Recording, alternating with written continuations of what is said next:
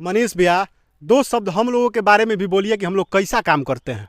काहे इतना मतलब कि मरवा के आप बोल रहे हैं कि 2 शब्द बोलिए। अरे आप लोग बहुत अच्छा काम करते हैं और आप लोगों को सपोर्ट मिलना चाहिए लोगों का, क्योंकि आप लोगों के एक्टिंग में और जो भी आपका वीडियो है उसमें कहीं अश्लीलता नहीं दरसता है। और साथ में कलाकार का मतलब होता है अपने कला से जो है ना समाज को जागृत करना। तो आप लोगों का जितना वीडियो आता है कहीं नहीं तो कहीं समाज के लिए आता है, और समाज में जो गलत हो रहा है उसके खिलाफ आता है कि सही चीज़ें हो।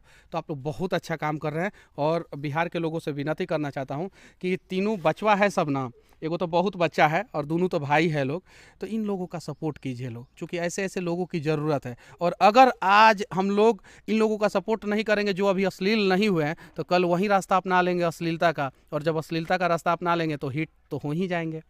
लव यू भैया, लव यू। चलिए, आपको भी लव यू, और रिलाई किंग बनने के लिए आपको बहुत बहुत धन्यवाद।